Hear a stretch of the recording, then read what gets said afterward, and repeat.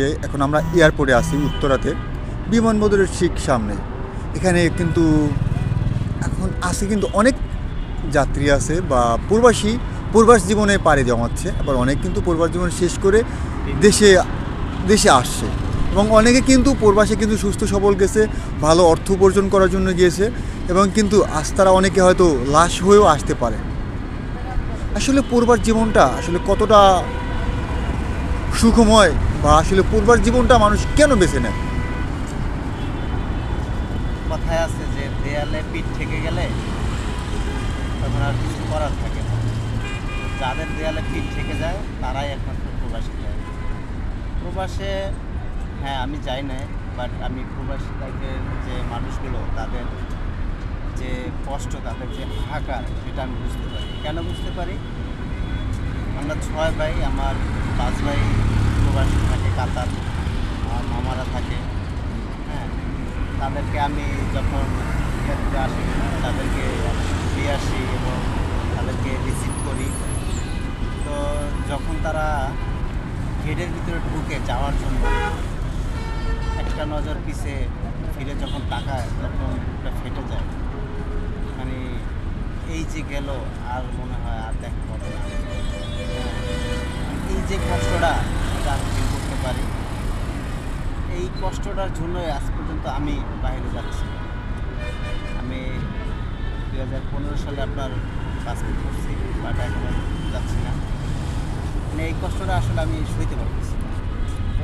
আচ্ছা, আরেকটা প্রশ্ন, সেটা হলো একজন প্রবাসীর কষ্টটা কোথায়? কষ্টটা কোথায় আপনি উনি দেখবেন। আমি আমি এই অ্যাঙ্গেল বোঝাতে চাইছি যে উনি যে বিদায় যাচ্ছে, চাকরি করতেছে, তার ভিতর প্রত্যেকটা মানুষের একটা কষ্ট থাকে। তার ভিতরগত কষ্টটা আসলে কোথায়, আপনি যদি একটু বলতেন।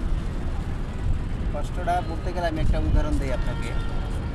যারা জেলে থাকে তারা দেখবেন মাসে অথবা বছরে একদিন হলেও তার পরিবারের সাথে দেখা করতে পারে, চাইলেই সে আসতে পারে কোনো একটা বিপদ হলেই হলে।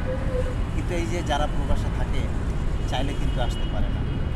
এই যে কিছুদিন আগে আমার নানু মারা গেছে, আমার আমার কিন্তু চাইলে সাথে সাথে আসতে পারে না, যে কারণে সে আর দেখাও করতে পারে না, শেষ দেখাটা সেও করতে পারে না। এই যে পরিবার ছেড়ে সন্তান, বউ বাচ্চা, হ্যাঁ, মা বাবা ভাই বোন আত্মীয় স্বজন ছেড়ে যে বছরের পর বছর মানুষ একটা কষ্ট নিয়ে, কষ্ট জমিয়ে রেখে প্রবাস জীবন কাটাচ্ছে, আসলে এটা খুবই কষ্টদায়ক। আচ্ছা, আমরা আর একটা জিনিস জানি যে প্রবাস জীবন অনেকে দেখি যে প্রবাসে যাচ্ছে পরিবারের জন্য, পরিবার পরিজনকে একটু ভালো রাখার জন্য, কিন্তু যখন প্রবাস জীবন থেকে বাড়িতে ফিরে আসে, দীর্ঘদিন বাইরে থাকলে, তখন আর্থিকভাবে তাদেরকে পরিবারকে সহায়তা না করতে পারলে তখন পরিবার তাকে তুচ্ছ তাচ্ছিল্য করে, একটু হেয়ের চোখে দেখে, তাকে নিয়ে নানান ধরনের কটু কথা বলে। হ্যাঁ, আমি এটা দেখছি। আপনার যারা প্রবাসে থাকে হয়তো 2 বছর পর বা 5 বছর পর যখন আসে, এক একজনের এক এক ধরনের আবদার থাকে যে আমার জন্য ফোন নিয়ে আসবেন, আমার জন্য এটা নিয়ে আসবেন। হ্যাঁ, বিভিন্ন ভাই, ছোট ভাই বোন, আত্মীয় স্বজন বিভিন্ন কিছু।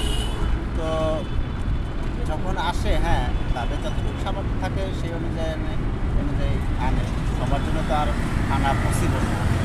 হ্যাঁ, যাদের জন্য আনে তো আনে, যাদের জন্য আনতে না পারে আর কি, তাদের আসলে মানে একটু অন্যরকমভাবেই দেখে বিষয়টা।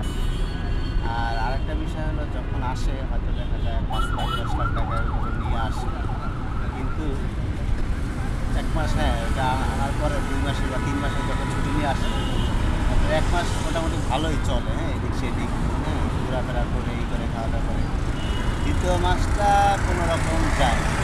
তৃতীয় মাসের সময় দেখা যায় আবার আওলাদ করে মানুষের কাছ থেকে ধার নিয়ে তারপর যেতে হয়, তখন আর টাকা থাকে না। এই টাকা দিয়ে আর কী হবে বলেন? এই যে টাকা সারা বছর কামাই করে নিয়ে আসবে, হ্যাঁ, 2 মাস থাকবেই, তবে আবার এই ধার দেনা করে আবার সেই যাইতে হবে, এবং আবার যায় আবার 2-3 বছর এই মানুষের দেনা দিবে, এই দিবে। এটা আসলে খুবই কষ্টদায়ক, বেদনাদায়ক। আচ্ছা, প্রবাসীদের জন্য আপনার কোনো বিশেষ কোনো বার্তা আছে কিনা? প্রবাসে তারা হলো এক ধরনের যোদ্ধা, নিবিড়ের যোদ্ধা। তাদের কারণেই আজকে আমাদের দেশটা এত উন্নত হচ্ছে, এবং তারা বিভিন্ন দেশ থেকে আমাদের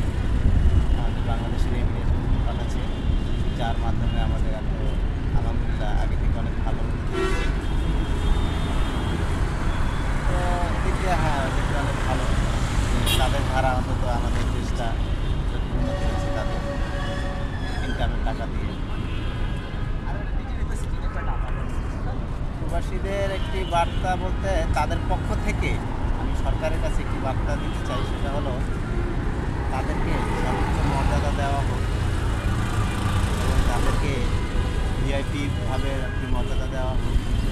তারা আসলে যেন অন্তত একটা সম্মানজনক সেলুট পায়।